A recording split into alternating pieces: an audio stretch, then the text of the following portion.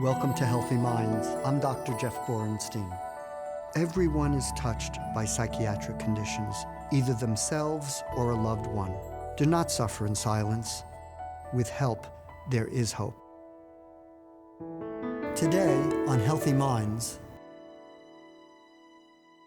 Anorexia nervosa is a serious psychiatric illness, and it has biological underpinnings. So if anyone ever thought that this is a passing phase or that someone will grow out of it, I just encourage people never to think that way, because if you don't act, the likelihood is actually that it's going to become more severe, not that someone's going to grow out of it. that's today on Healthy Minds. This program is brought to you in part by the American Psychiatric Association Foundation and the John and Polly Sparks Foundation.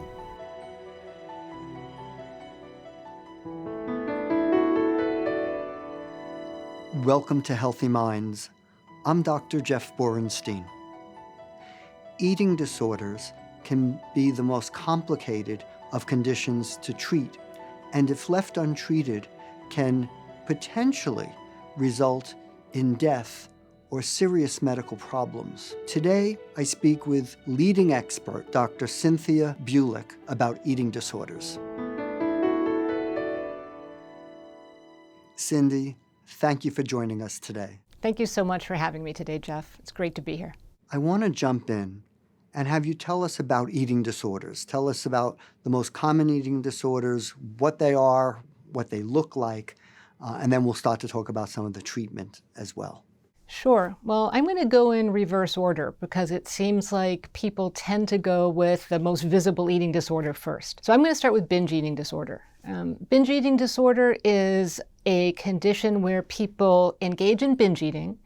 And the definition of binge eating is eating an unusually large amount of food in a circumscribed period of time, but that's coupled with a sense of loss of control. So once you start eating, you just can't put the brakes on. And that's the primary symptom of binge eating disorder. The second disorder in the family of eating disorders is bulimia nervosa. And like binge eating disorder, that includes episodes of binge eating, but they come packaged together with some sort of compensatory behavior or something to undo the effect of the binge. And that can be self-induced vomiting, it can be laxative abuse, it can be excessive exercise, it can be fasting or going for long periods of time without food. So the difference between those two is really the presence of those compensatory behaviors. Now, the most visible eating disorder, and I think the one that almost everyone has heard about, is anorexia nervosa. And this is the disorder that's marked by extreme food restriction and or increased energy output, so excessive exercise. But that results in extremely low weight. And that is sort of the classic picture of anorexia nervosa. What we're coming to realize, however, is that that syndrome, that sort of restriction of intake and increased exercise, can actually occur in people of all shapes and weights. So right now we're calling this atypical anorexia nervosa, but it's all the signs and symptoms of anorexia nervosa except that low body weight. Those are sort of the big three. But I'm going to give you one more just to round out the family, and that is avoidant restrictive food intake disorder. Now again, people have thought that this primarily affects children, but in actuality it can hit across the age span. And this is what used to be known as extreme selective eating, or in more lay terms, extreme picky eating. But to the extreme where it can influence growth and development, it influences social interaction, it can actually lead to malnutrition. And this is something that we're starting to see a lot more of in the literature now. And that's pretty much the landscape of the eating disorders. Excellent overview. Let's start with a little bit more detail about anorexia nervosa. In many ways, one of the most dangerous psychiatric condition, both from the physical sequela and also the risk of suicide. So tell us about that. I need to emphasize what you just said and say that anorexia nervosa is a serious psychiatric illness, and it has biological underpinnings. So if anyone ever thought that this is a passing phase or that someone will grow out of it, I just encourage people never to think that way, because if you don't act, the likelihood is actually that it's going to become more severe, not that someone's going to grow out of it. And you're right on target. So anorexia has one of the highest mortality rates of any psychiatric illness. And the reasons for the mortality are, first, the extreme restriction or starvation. The body is basically in a starvation state, and that can lead to death. It can lead to multi-organ failure. It can lead to heart attacks, but also suicide. And I think that's often overlooked. And one of the things that we've seen in some of our studies is that when people with anorexia nervosa attempt suicide, the way they attempt is actually highly lethal. So unfortunately, there are a high percentage of people with the illness who do die by suicide. What are the early warning signs and symptoms? Because as you said, early treatment is the best thing possible. What are the early warning signs that people can look for? This is one of those things where it's always tricky to say what's normative and what pushes someone over that line where it really does impair with their life or their functioning or their families. For youth with an eating disorder, so for example, if you're a parent and you start seeing that your child is sort of cutting back on foods or skipping meals or saying, oh, I had a big lunch, or I ate at my friend's house for lunchtime and I'm not really hungry for dinner. So just sort of like quietly moving away from the family's meal pattern. That's one of the things where your antenna should be going up a little bit. And of course, sometimes that happens and it's normal, but if it becomes a pattern, if you start noticing it, then it's something that you want to dig a little bit more deeply into. And one of the things that I think is very concerning and difficult for family members to deal with is if your child, for example, starts making changes to their diet or their behavior that on the surface seem that they might be healthy. So they might decide, I think I'm going to become a vegetarian, or I think I'm going to cut out red meat. We hear this all around us all the time, that these are healthy steps to take for your own cardiovascular health, right? But when it takes that step to becoming an obsession, to be something that is very rigid, to be something that they have no flexibility with at all, then you have to start thinking about, maybe this pattern is becoming entrenched, and maybe it is one of those first steps down that slippery slope to anorexia nervosa. And if a parent is seeing that in their child, what should they do? Jeff, that is such a critical question. And one of the things that we have heard is that it's easier for parents and teachers and professors to talk to their students about depression, about substance use, about any other psychiatric disorder than it is about eating disorders. And they're afraid of commenting on their weight. They're afraid to say, hey, you look like you might be getting unhealthy, but we still have to do it. And we have to say it has to come from a place of compassion. You have to let them know that you care, that you're concerned about some of the things that you're seeing, and that you want to help. And be prepared for denial. Because what you have to remember is that in many ways, anorexia nervosa is a defense against anxiety. And I'm going to go down that path for just a minute so I can clarify what I mean. So people who develop anorexia often say to us as clinicians that starvation actually decreases their baseline anxiety. So they tend to be pretty anxious people at baseline, and somehow going on that first diet or having that first experience of caloric restriction gave them a sense of calm, both psychological calm, but also sort of biological calm. They didn't feel as aroused or anxious. And if you raise the question to them, or if you present your concerns and say, I'm really worried about you, and I think we should get some treatment, they might feel like you're taking that away. And that might be the one way that they deal personally with anxiety. So, one of the things that we're always thinking about is not just taking that away, but replacing it. replacing it with other tools, other ways that they can deal with that underlying biological and psychological anxiety that they feel. So you want to, replace the treatment, quote unquote, of that anxiety with a healthy coping mechanism. And the other thing that I think is important for people to realize that this is an illness. So it's not, somebody doesn't decide, oh, I'm going to be uncooperative and not eat properly. This is an illness that is beyond their control without help, and that they're not doing it to misbehave, so to speak. No, this is not an intentional behavior pattern. And in fact, so many parents that I've spoken with and worked with will say that on one day they felt like they could reach their child and they recognized their child, and then it was almost like a switch went off. And the next day they were really transformed and they couldn't reach them anymore. They couldn't sort of talk sense with them anymore. And that's the point at which their child has been replaced by anorexia nervosa. And I think a lot of parents really benefit from sort of stepping back from saying, what happened to my child, to saying, that's not my child talking right now. That's the anorexia nervosa talking right now. Separating those two things out allows you to preserve the love and the care that you have for your child, while recognizing that the thing that you really need to work against is the anorexia, not your child. Tell us a little bit about the treatment. So somebody goes in for an evaluation, they have the diagnosis.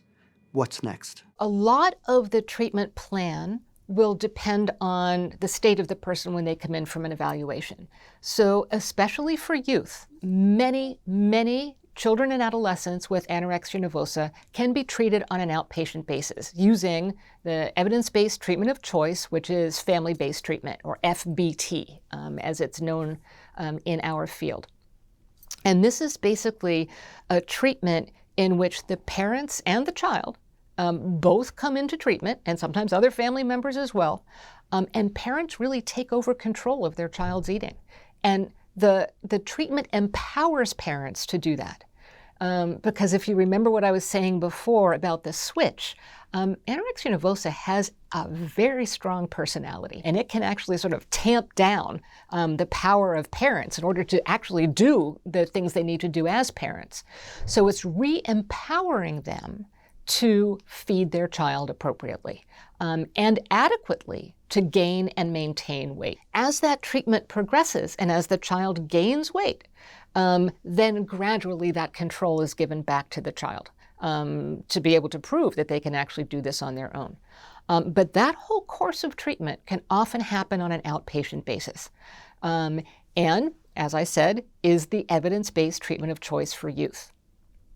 Now, for adults with anorexia nervosa, honestly, it's a lot more difficult. And in part because we don't have that same developmental structure where we can bring the parents into treatment and really have them take over treatment. So in those situations, and sometimes with youth as well, if their weight is very low and if FBT is not working or is not suitable for one reason or another, then inpatient renourishment is essential. And that basically is an inpatient hospitalization or a partial hospitalization or residential care that allows the person to be renourished under a doctor's care. But, and I think this is really important regardless of whether we're talking about FBT or inpatient treatment, renourishment is just the important and essential first step. Recovering from anorexia nervosa isn't just gaining weight, but the weight gain is essential to be able to do the hard work of psychotherapy. Starvation messes with your brain, and it's really hard to do psychotherapy with someone who is starved.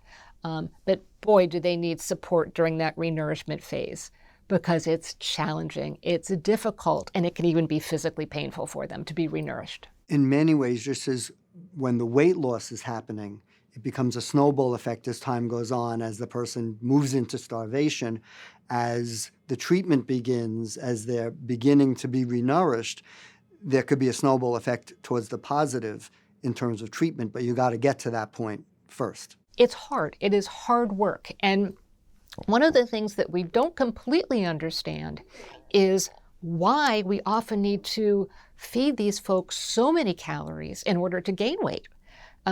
Their engines are just burning up energy while they're being renourished.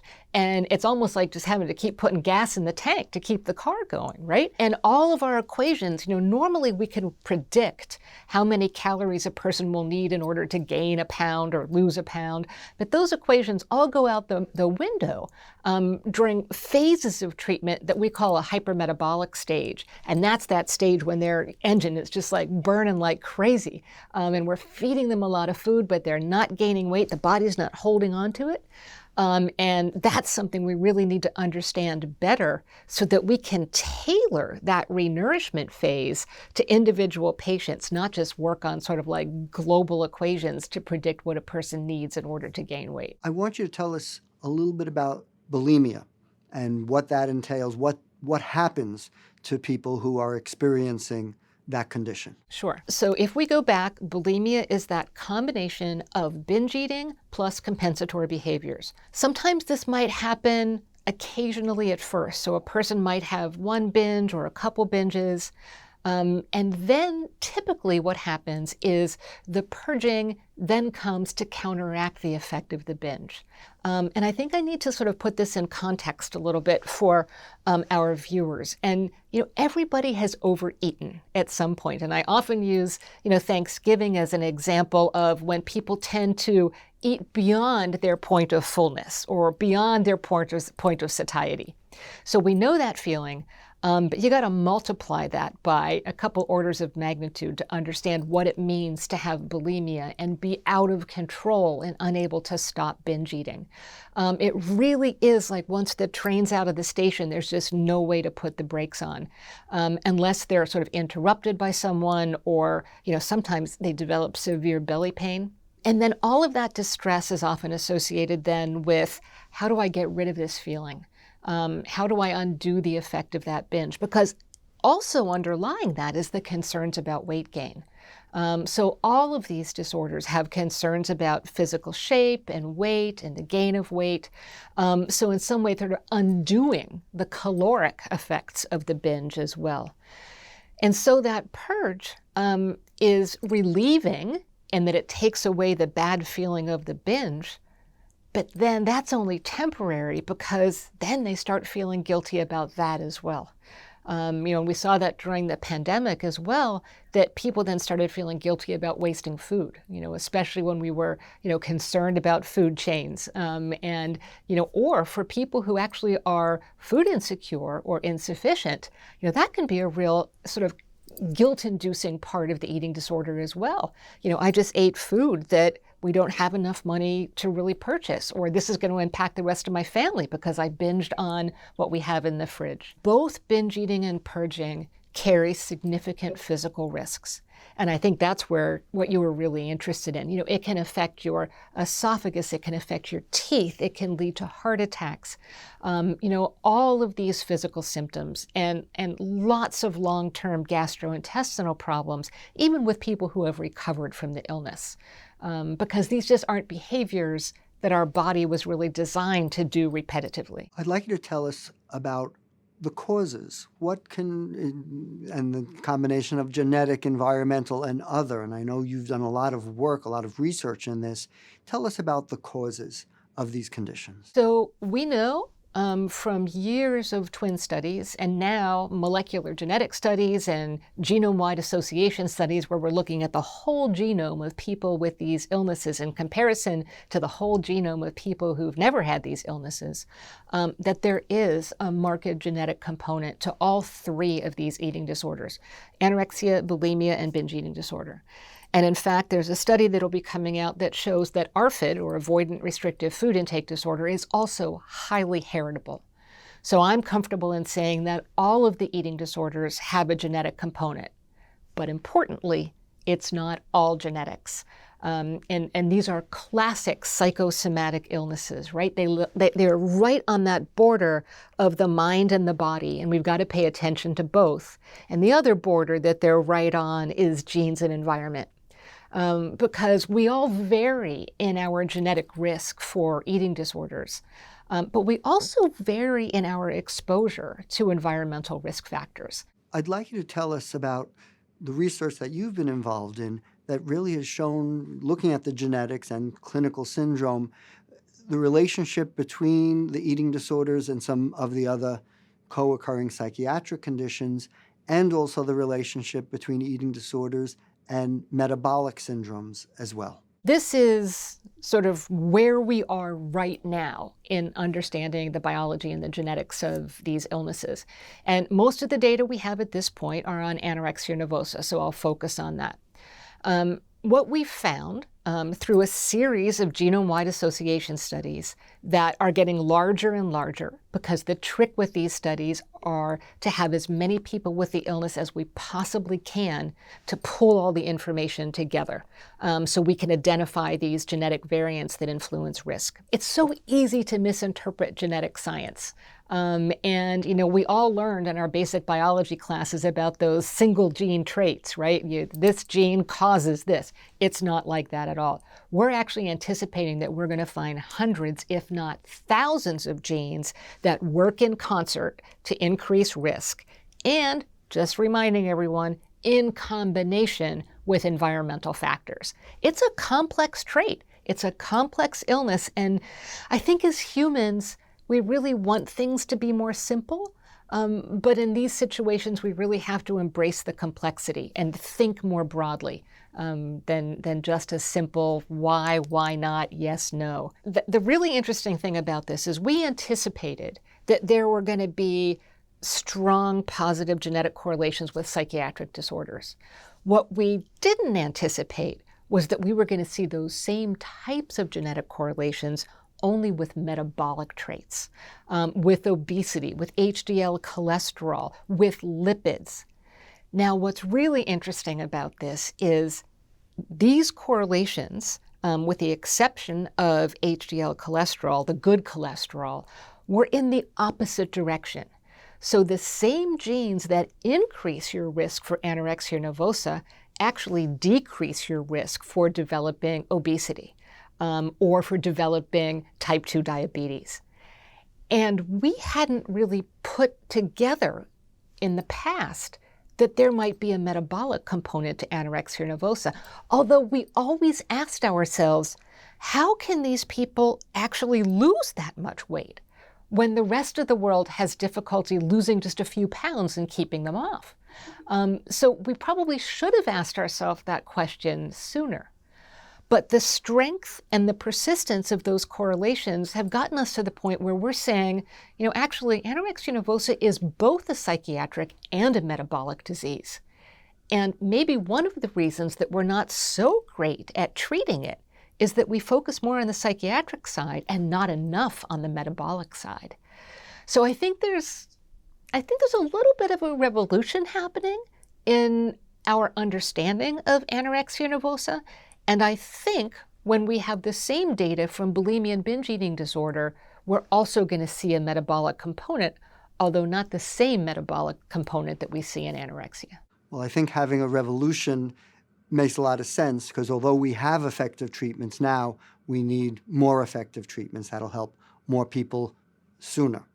So thank you for your part in that revolution. You're welcome. Before we finish up, if somebody's watching right now, and either they themselves have an eating disorder or their loved one does, what do you say to them? I say, regardless of your age, regardless of your sex, regardless of your gender, regardless of your size, help is available and there is hope. And I think that's one of the messages that we need to make sure we package with our genetic information. Just because there's a genetic component to these illnesses, that doesn't mean they're not treatable. That doesn't mean you're destined to be ill for the rest of your life. We have treatments that work. And the trick is to get the courage, and I think courage is an important word, to step out, to seek treatment, to say, hey, I know something's amiss, and I'm asking for help. And if, for some reason, especially if you don't fall into that stereotypic sort of age and gender of someone who has an eating disorder, because there is no accurate stereotype.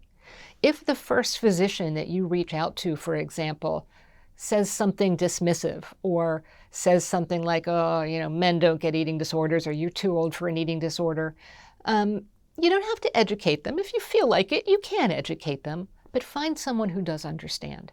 And I think there are a lot of resources out there, the National Eating Disorders Association, the National Center of Excellence for Eating Disorders, the Eating Disorders Coalition, where you can find real, solid, accurate information about where to find practitioners who understand and who will listen and validate your experience.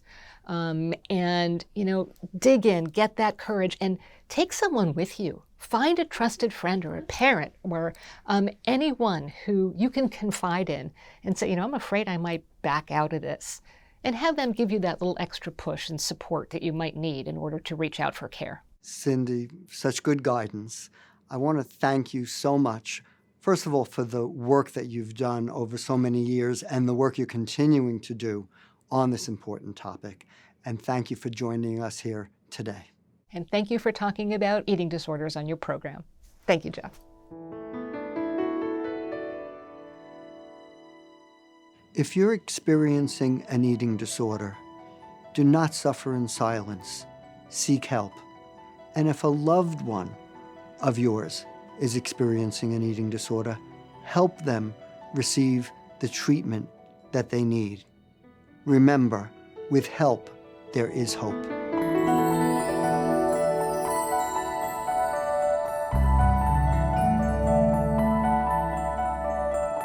Do not suffer in silence. With help, there is hope.